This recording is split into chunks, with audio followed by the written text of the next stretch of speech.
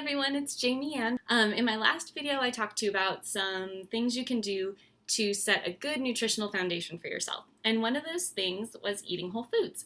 So today I thought I'd talk to you a little bit about how to identify whole foods, what they are, the benefits they can have, and how to easily incorporate them into your diet. So I've had the awesome opportunity to do a few studies where I actually asked people, hey, take everything you eat, replace it with whole foods, and tell me what happens. And the results were so incredible. For some people, in just 2 weeks, they were losing weight, their hair was better, their skin was better, their energy was up, their moods were balanced. It was really, really cool to see. Unfortunately, another thing it opened my eyes to was how far removed we all are from our food and from where it comes from and what our food's even made of. So that's the reason why I thought it would be a good idea to talk a little bit about whole foods and what they are. So the first thing you look for, like I said in the last video, is pretty simple. You just look at a food and ask, is this what it looked like when it came out of the ground? And if it is, then you've got a whole food. And if it's not, then you don't. But it's not always realistic for us to eat nothing but completely whole, fresh from the garden foods, because not all of us have the time to prepare it, and a lot of us definitely don't have time to grow our own food in the backyard. So it's really important to know what to look for when you're getting the next best thing, which is packaged food that's as close to the source as possible. So what you want to look for when you have a package of food is a really short ingredients list. That's your first clue that it's close to the source. You don't want a lot of extra fillers and flavorings and preservatives. The more of those you've got in there, the more your body has to deal with, and you want to really just be giving your body nutrition, not a heavy load of toxins to sort through. So the next thing you want to look at is the actual ingredients themselves. Are they pronounceable? First thing. And second, can you visualize them? If you look at an ingredient, can you see it as a food in your head? For example, citric acid. It's in a lot of things as a natural preservative. Yes, it is natural. Yes, it is better than a lot of other things out there in packaged food. But do you know what citric acid looks like? And if you do, that's not an excuse. Like if you're a scientist or something and you're like, I know that citric acid, that's not the point. The point is, can it grow from a tree or a plant or a bush or on an animal if you're a meat eater? And if it can't, then you really want to look for a more whole food alternative. For example, I really love when I give babies some packaged baby food, I use Ella's Kitchen because they actually use a concentration of lemon juice instead of synthetic citric acid like a lot of other companies will use. So citric acid can be found in lemon juice, but because it says citric acid doesn't necessarily mean it's from lemon juice. So that's one example of how to make sure you're getting as close to the source as possible. Now, another thing you want to look out for is ingredients masquerading as whole or natural foods that aren't. For example, white rice. It will just say rice on the ingredients label. When it says rice, that doesn't mean all the rice that came from the rice plant. It means a stripped down, super processed and refined version of rice. That means that all the nutrients and the fiber have been stripped away and you're left with something very tasty but not very beneficial. So if on an ingredients label or on a bag of rice it just says ingredients rice, that's not a whole food. What you're looking for is brown rice or whole grain brown rice. And that actually happens with a lot of grains, including wheat. If you see just wheat or flour on an ingredient label, that most likely means that it's stripped down, processed, refined version, which has very little nutrition left in it. So what you want to look for is whole grain wheat, whole grain brown rice, or even just brown rice implies that it's a whole grain, and whole grain flour. Now, another ingredient that can kind of masquerade as a whole food because of its simple name is sugar.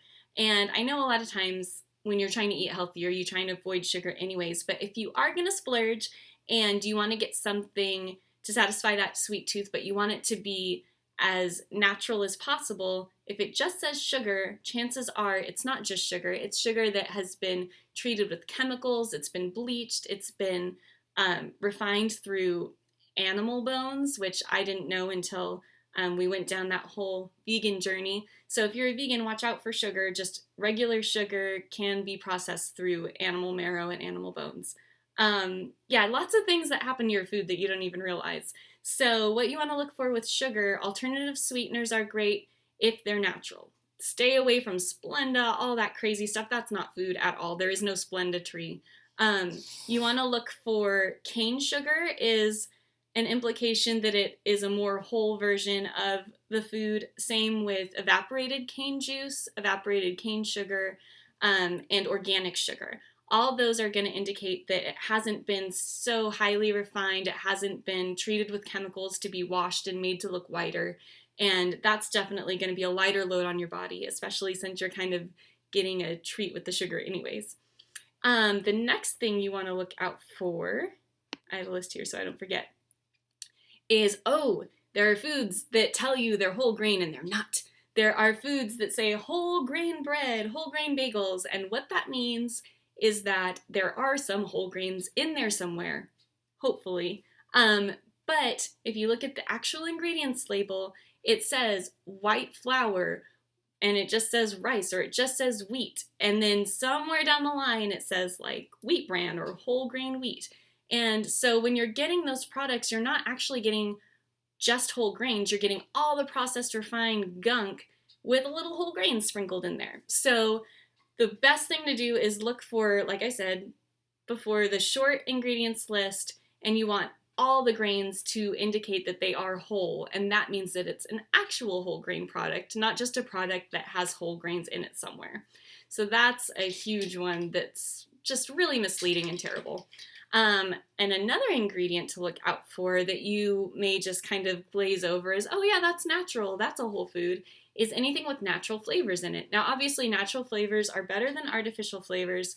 Unfortunately, not by much, though, because natural flavors really just indicate that at one time in their life, they came from food, but now they have been chemically altered in a lab to taste the way that we want them to make this food taste better. So really, it's just chemicals that used to be real food, whereas artificial flavors are chemicals that were always chemicals. So either way, your body's having to do a lot of extra work to process those, and it's best to just stick to as close to the source as possible, which means something that looks like it did when it came out of the ground. And again, there is no natural flavors tree.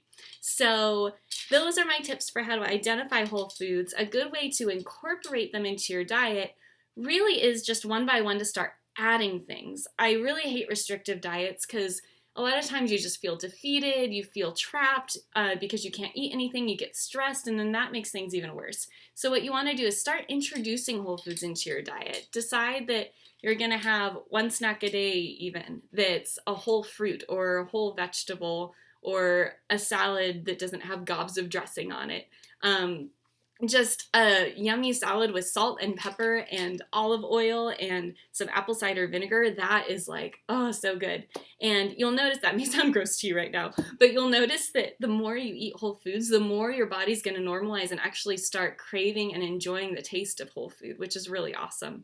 And then the last thing I want to leave you with is some health foods, quote unquote, that appear to be beneficial, but actually may not be because they're not health foods in their whole form. And one big one is actually juicing. And juicing can be super beneficial. It's basically a concentration of the benefits of those foods, which is really great because it goes straight into your bloodstream. It gives your digestive system a break. You may have seen juice cleanses, and that's the goal of that, is to help give your digestive system a rest and give your body nutrients injected straight into the bloodstream. But unfortunately, a lot of those are very heavy with fruit juice, and those also have a lot of sugar.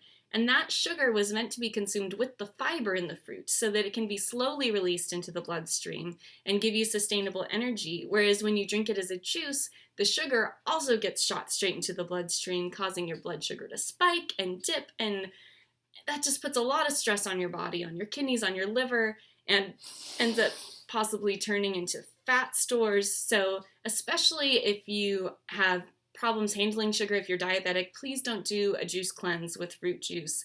Vegetable juices can be very beneficial, but can also taste kind of interesting. So if you're really into juicing, definitely do vegetable juice. If anything, if you have to have fruit, do 2 vegetables, for each fruit that you use in your juicing. But really, you're going to get the most benefit out of eating the whole food. So even smoothies are a great alternative because the fiber is still in there. So unless you're under the care of a nutritionist doing a really specialized juice cleanse that you know is beneficial for you personally, I really recommend the whole food instead. All right, that's all I've got for you today. Feel free to contact me if you have any questions or if you want to hear me talk about any specific topic in nutrition, and I'll talk to you next time.